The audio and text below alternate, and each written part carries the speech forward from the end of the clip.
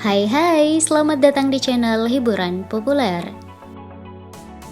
Pada sinetron Tanah Air, memang banyak ditemukan berbagai kejanggalan di sana-sini yang bikin kalian jadi nggak nafsu makan.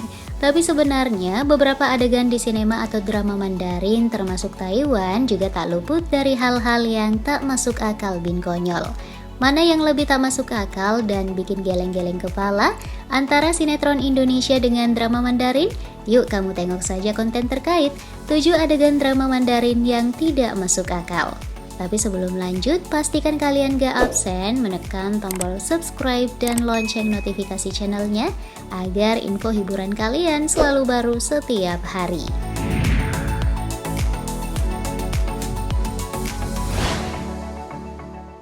Rambut ikut diperban.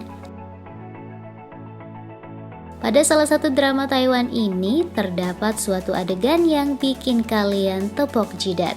Dalam suatu set drama, terlihat seorang pasien perempuan yang sepertinya terluka di kepala hingga harus diperban. Entah tanpa sengaja atau ingin menambah efek dramatis, mereka malah ikut membalut rambut pasien yang seakan-akan telah disasak meninggi. Apakah sutradara berpikir penonton tidak mengetahui dan dapat dikelabui? Seolah-olah kepala pasien itu sedemikian panjangnya bagai karakter di serial animasi.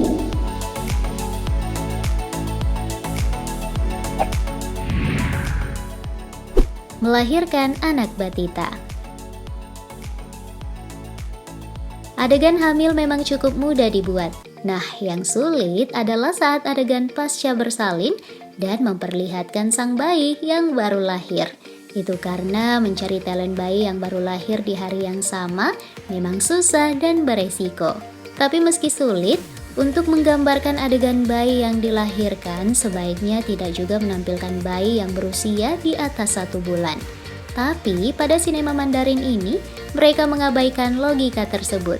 Bukannya menggunakan talent bayi merah atau boneka, dalam scene ini tampaknya talent bayi tersebut sudah terlalu tua untuk memerankan bayi merah. Jika dikira-kira, bayi itu bahkan adalah bayi yang usianya hampir mencapai 1 tahun.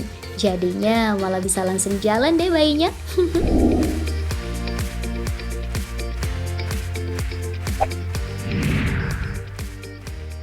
Selang AC versus selang oksigen. Saat adegan pasien dalam keadaan kritis dan tak sadarkan diri, dokter biasanya memberikan bantuan pernafasan lewat selang oksigen. Hal itu juga sering menjadi salah satu adegan dalam drama Mandarin. Banyaknya tingkat hunian rumah sakit selama pandemi membuat masyarakat umum jadi makin memahami bagaimana tenaga medis menangani pasien yang mengalami gangguan pernafasan.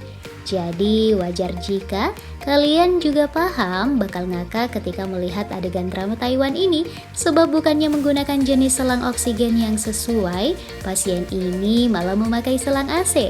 Alih-alih terlihat sedang melakukan tindakan bantuan pernapasan, pasien di drama ini malah terlihat seperti mesin penyejuk udara yang sedang dikuras.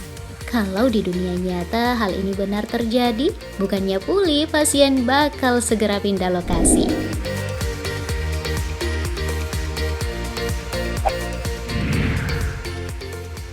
Pasien mumi. Adegan pasien di rumah sakit tentu adalah kondisi menyedihkan.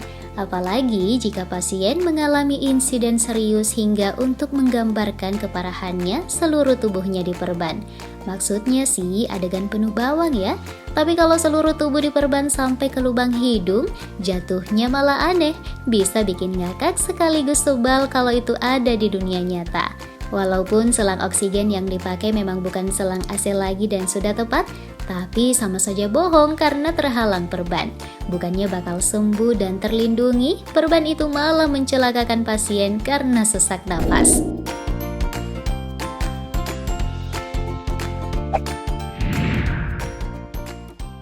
Akhiri hidup demi ponsel. Ponsel kini jadi barang primer termasuk buat remaja. Pada serial Growing Pain ada adegan kocak tentang pentingnya ponsel. Salah satu set memperlihatkan guru yang melempar ponsel salah satu anak didiknya keluar jendela. Dan entah bagaimana bisa, spontan sang anak didiknya itu melompat keluar untuk mengambil ponsel padahal kelasnya bukan di lantai dasar. Walaupun adegan ini mungkin terjadi saja di dunia nyata, tetapi adegan itu tentu saja beresiko dan fatal. Sebab aksi melompat mengambil ponsel adalah hal yang konyol, mengingat ponselnya pasti sudah rusak dan hal itu membahayakan nyawa. Guru pun dilarang bertindak ceroboh merusak barang milik siswa. Biasanya mereka hanya menyita barang terlarang untuk sementara waktu.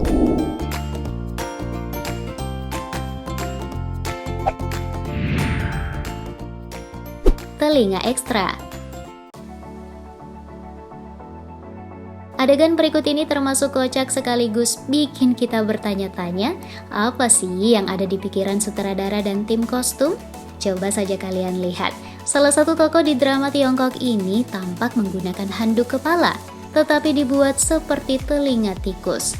Selain adanya telinga tikus ini, aktor juga menerima telepon masih dengan gulungan handuk itu.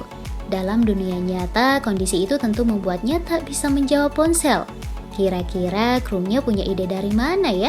Apakah mereka mau membuat versi kucing dari manusia? Atau mau bikin siluman Pokemon tikus?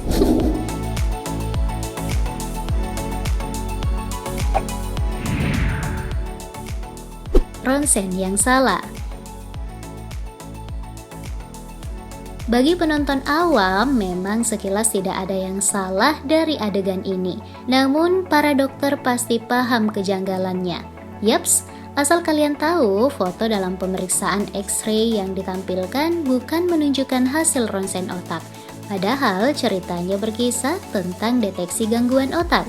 Apa yang terlihat di dalam pemeriksaan itu bukan organ otak, tetapi organ perut.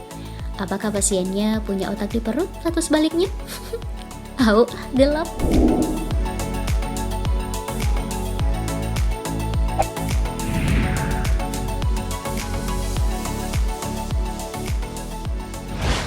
Nah guys, itu dia sejumlah adegan janggal yang ceroboh dan tak mengedukasi sama sekali. Pikiran kru yang mengira jika penontonnya hanya fokus pada cerita dan tak peduli dengan logika cerita dan properti yang tersaji harus segera dibuang jauh-jauh. Semoga saja ini juga jadi pelajaran buat sinis lokal bahwa penonton tidak selugu yang mereka pikir. Terima kasih banyak ya telah menyimak sampai tuntas. Kini saatnya kalian menekan tombol like dan share serta tulis harapanmu untuk masa depan sinetron Indonesia. Terima kasih dan kita ketemu lagi di edisi berikutnya. Bye!